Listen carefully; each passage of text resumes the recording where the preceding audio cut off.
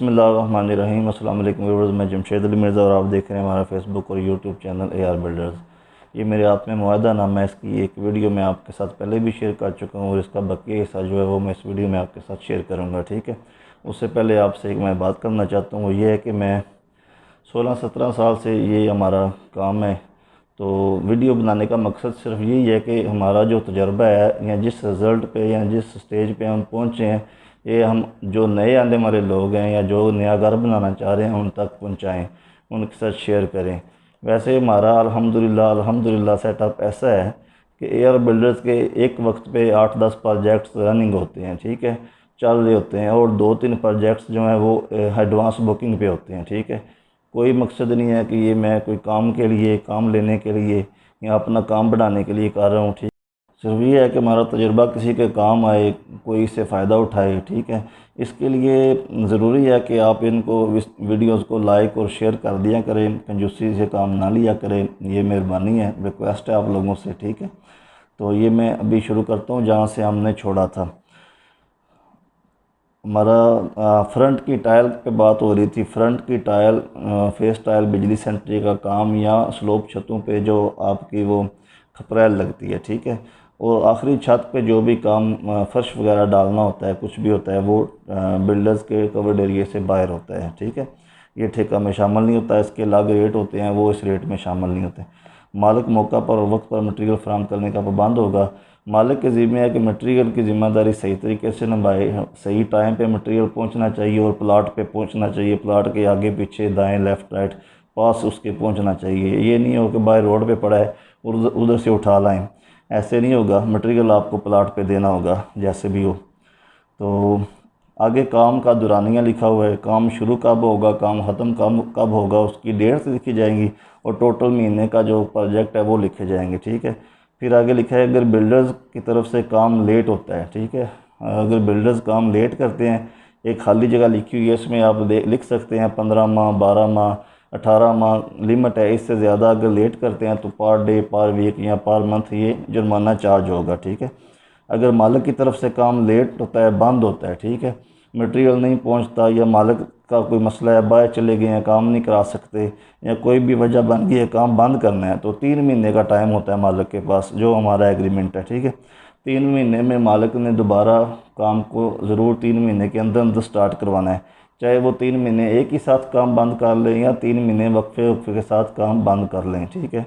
उससे ज़्यादा वो काम बंद नहीं कर सकते। अगर उससे ज़्यादा काम बंद हो जाएगा तो फिर वो 20-25 रुपये पर स्क्वायर फुट रेट बढ़ जाएगा। जो भी आपका पहले तयशुदा रेट है उसका 20-25%, सॉरी, रुपये नहीं, 20-25%, ठीक है। और बिजली पानी मालिक में यह करेगा। बिजली ना होने की सूरत में जनरेटर, बमा, डीजल, पेट्रोल ये मालिक के ज़िम्मे आएगा। लेबर रेट पे जो प्रोजेक्ट्स हैं उस पर रूटीन है कि 2 टाइम चाय जो मालिक हैं वो लेबर को देते हैं। और जब भी कंक्रीट वाली लेबर आती है, लेंटर डालना है, बीम डालना है या कुछ भी करना है, कंक्रीट वाली जो लेबर आती है उसका खाना होता है वो मालिक के ज़िम्मे, चाय पानी मालिक के ज़िम्मे। बाज़ जगह पे तो मालिक के रिश्तेदार ही ये ज़िम्मेदारी उठा लेते हैं खुशी से कि ये हम लेंटर वाली खाना पकाएंगे, चाय देंगे, ये वो। और लेंटर वाले दिन जब भी मिक्सचर मशीन का काम होगा, जनरेटर, बमा, डीजल मालिक मुहैया करेगा, ठीक है। क्योंकि बिजली पानी मालिक के ज़िम्मे है तो ये जनरेटर का सारा मामला जो है ये मालिक के ज़िम्मे ही होगा। अगर बिजली ना बंद हो, बिजली का पता हो बंद नहीं होगी, तो फिर जनरेटर की ज़रूरत नहीं है। अगर प्लस्तर फिनिश हो गया है तो उसके बाद प्लस्तर के ऊपर आपने कोई डिज़ाइन बनवाना है, ठीक है। मोल्डिंग का काम आजकल हो रहा है खिड़कियों पे, दरवाज़ों पे, विंडोज़ पे, या जहाँ भी वो कॉर्नर्स वगैरह पे, पिलर्स पे, ठीक है, वो गोले वगैरह प्लस्तर के ऊपर काम होता है, उसका वो अलग से चार्जेस होते हैं, ठीक है, वो इस रेट में शामिल नहीं होगा। काम मुकम्मल होने के बाद अगर मालिक तब्दीली कराता है, काम अगर सही हो गया है, नक्शे के मुताबिक हो रहा है, एक्यूरेट हो रहा है, अगर आप उसमें तब्दीली कराएंगे, कोई दीवार तोड़ फोड़ कराएंगे, आगे पीछे करवाएंगे, तो वो आप उससे की अलग से खुद पे करेंगे, ठीक है।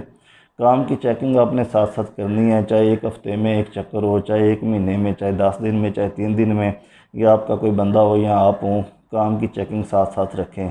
कोई नुक्स है तो उसकी निशानदेही करते रहें, उसको एक्यूरेट कराएं, ठीक है। अगर काम ख़त्म हो जाए पमाइश की बारी आ जाए, हिसाब किताब की बारी हो, तो फिर आप ये नहीं कह सकते कि ये काम हमारा सही नहीं हुआ। जब पैसे देने का मामला आता है तो फिर ये बातें सिर्फ लड़ाई झगड़े के लिए होती हैं, काम सही नहीं होता उस वक्त। ठीक है, काम सही कराना है आपने, साथ साथ अगर काम सही नहीं कर रहे तो वो आपने बंद करवा देना है, किसी और को दे देना है, काम छुड़वा देना है। ठीक है, ये तरीकाकार है। ये नहीं तरीकाकार कि आप पहले बात नहीं करें और जब पैसे देने की बारी आए तो फिर आप कहें कि ये काम सही नहीं हुआ हमारा, ये नुक्स है, वो नुक्स है, ये वगैरह। अगर आप काम के दौरान नुक्स की निशानदेही करते हैं तो वो बिल्डर्स को अपने खर्चे पे दुरुस्त करने के पाबंद हैं। ठीक है, जब काम आप बता रहे हैं ये सही नहीं हो रहा तो वो बिल्डर्स की ज़िम्मेदारी है कि वो उसको तोड़ें, अपने खर्चे से अपना मटेरियल ले आएँ, उसको सही करें। ये आपका हक़ है, आपका राइट है मालिक का। ठीक है, काम नक्शा के मुताबिक होगा। अगर नक्शा में तब्दीली की सूरत में डिज़ाइन बढ़ जाए, अगर आप पहले कोई और नक्शा दिखाते हैं फिर आप कहते हैं कि ये पसंद नहीं आया अब रहा, तो इसकी डिज़ाइनिंग जो है इस तरह की होनी चाहिए, चेंज कर देते हैं विंडोज़ वगैरह के डिज़ाइन या कोई और डिज़ाइन ऐड कर देते हैं तो उससे रेट बढ़ जाता है। ठीक है, मौजूदा किस्त की अदम अदायगी पर 3 दिन बाद काम रोक दिया जाता है कि आपका मालिक का काम है कि टाइम पे वक्त पे मटेरियल भी फराहम करे और पेमेंट भी, अदायगी भी करे। ठीक है, क्योंकि 3 दिन 4 दिन जो काम आगे बढ़ता है वो बहुत स्लोली बढ़ता है। जब एक स्टेज आपने तय की हुई है कि यहाँ पे हमने अपनी पेमेंट देनी है, ठीक है, तो आप नहीं देते तो उससे आगे जो 3-4 दिन काम करते हैं ठेकेदार या बिल्डर, वो स्पीड टूट जाती है काम की। ठीक है, स्पीड जब टूट जाती है तो हर पेमेंट पे, हर किस्त पे अगर लेट करते जाएंगे तो एक एक हफ़्ता, 3-3 4-4 दिन हर पेमेंट पे स्पीड टूटती जाएगी तो काम ऑटोमेटिकली अपने वक्त पे ख़त्म नहीं होगा। फिर आप ठेकेदार पे शिकवा नहीं कर सकते। आपने कोशिश करनी है कि जिस वक्त स्टेज मुकम्मल है उसी दिन या उससे एक दिन पहले पेमेंट ठेकेदार को पहुंचा दें। ठीक है, अगर वो काम सही कर रहा है, रेगुलर कर रहा है, स्पीड से कर रहा है, इससे स्पीड जो है वो उसकी ठीक रहेगी, काम टाइम पे मुकम्मल हो जाएगा। और रकम की अदायगी का शेड्यूल होना चाहिए। ये हमारे जो पहले ट्रेंड था, जुमेरात देते जाएं, जो भी खर्चा आएगा बाद में हिसाब हो जाएगा, ये तरीका का ठीक नहीं है। ठीक है, शेड्यूल के मुताबिक पेमेंट होनी चाहिए। स्ट्रक्चर का अलग बनाना चाहिए शेड्यूल, प्लस्तर वर्क का अलग और मार्बल टाइल का अलग, ये 3 शेड्यूल बनने चाहिए। ठीक है, तीनों के रेट को तीनों पे 3 हिस्सों में डिवाइड करना चाहिए। स्ट्रक्चर का अलग और प्लस्तर का अलग और टाइल मार्बल का अलग कर लेना चाहिए। ठीक है, पहले स्ट्रक्चर जब बना रहे हैं तो स्ट्रक्चर के जो पैसे बनते हैं टोटल पमाइश के मुताबिक उसको आपने लेके चलना है, उसके मुताबिक आपने पेमेंटें बना लेनी है। ठीक है, स्टेज वाइज के इतनी यहाँ पे, इतनी यहाँ पे, इतनी यहाँ पे, हर स्टेज पे आपने एक पेमेंट लिखी होनी है। वो शेड्यूल का एक अलग चैप्टर है, उस पर मैं आपके लिए एक वीडियो अलग बनाऊँगा। वो तफसील से बात करने वाली है कि शेड्यूल की क्या अहमियत है, क्यों ज़रूरी है और उसका क्या तरीक़ाकार है। ठीक है, वो मैं आपको फिर दिखाऊँगा बना के। तो इस पे एंड पे एक नोट लिखा होना चाहिए। आपने ground floor, first floor, multi तक प्रोजेक्ट लिया है, रेट किया है, rate ground floor, first floor और मल्टी तक एक ही होता है। ठीक है, मगर वो ख़र्चा एक नहीं होता, खर्चा ग्राउंड फ्लोर का ज़्यादा होता है, फर्स्ट फ्लोर का कम होता है। ठीक है, मगर रेट दोनों का एक लिखा होता है। अगर किसी वजह से आपने ग्राउंड फ्लोर के काम ख़त्म करना है, बंद करना है, इधर ही मुकम्मल करना है, आगे नहीं चलाना फर्स्ट फ्लोर पे, फिर ग्राउंड फ्लोर का रेट जो है वो 25% जो तयशुदा रेट है उससे आपको 25% ज़्यादा देना पड़ेगा।